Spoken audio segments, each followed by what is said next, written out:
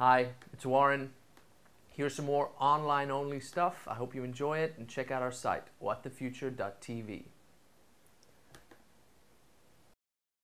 It feels to me like there's a huge pull in the other direction of people who maybe they're misguided, but they would like people not to be in this, you know, they don't see this maybe the slums surrounding a city. They don't see as a positive movement towards. In fact, they're trying to put these poor people, get them back to the life that they know and understand back in the villages.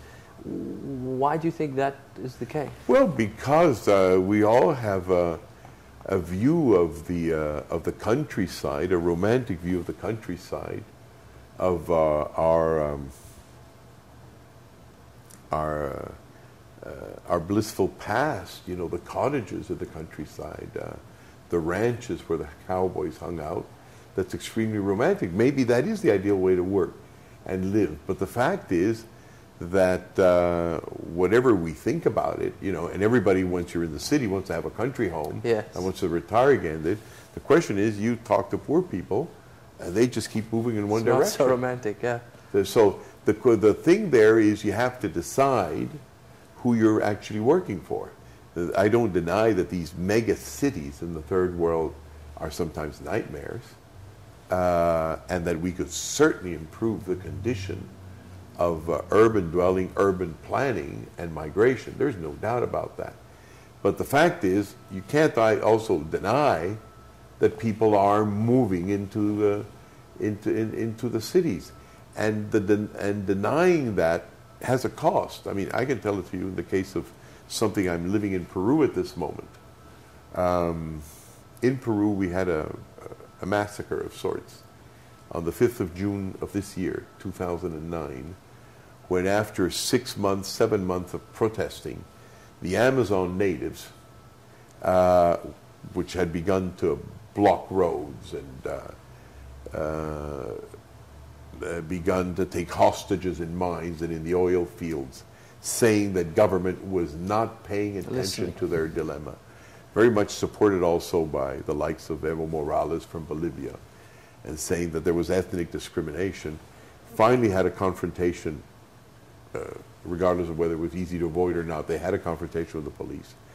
And there was a lot of dead, actually a lot of police dead. These guys, these Amazon people are warriors, and they were on the warpath, and just with spears and machetes, they did it. Some damage. So anyhow, the result of all of that is that we went in, my organization, to say, what's going on? Let's get the facts, because usually what's missing are the facts.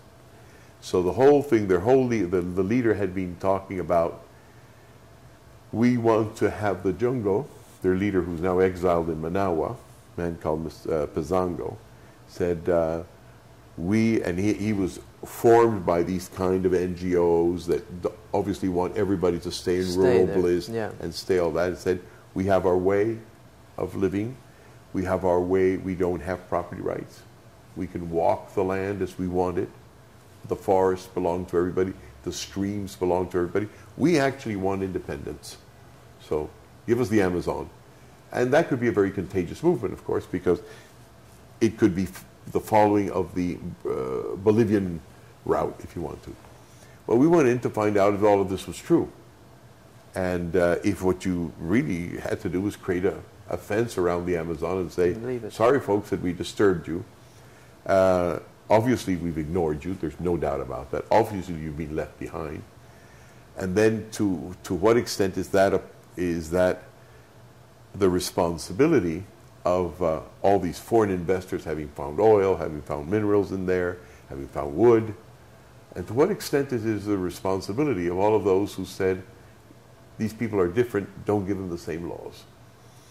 And probably it's a mixture of both, but it certainly is a responsibility of those who say, let's stay in that blissful past. Because what's happened is this, that instead of putting them in the grid, in the system of law that interconnects you and allows you to preserve your culture the same way that Brits are different from French and French are different from Japanese, but they all can divide labor and produce automobiles and produce wine and even more varieties of cheese, because they do have the chemicals that they didn't have before.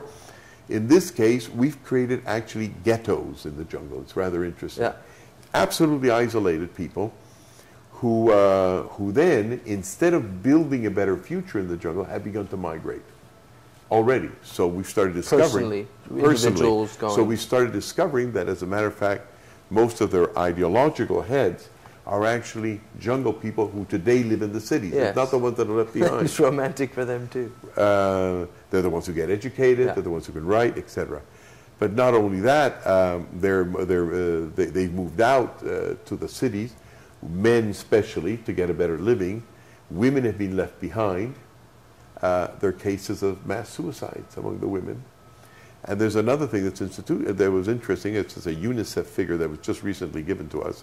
We're going to test it, of course, but it was given to us. 63% of all Peru's prostitutes come from the Amazon. So something's wrong. Well, it's not paradise. Yeah. Already, of course, I forget the French author who just died, Triste Tropique, was already something about that. But it's not paradise, and globalization has already gotten there, and you can't ignore it. Yeah. What you've got to do is find a way of keeping your identity, etc., doing it with dignity.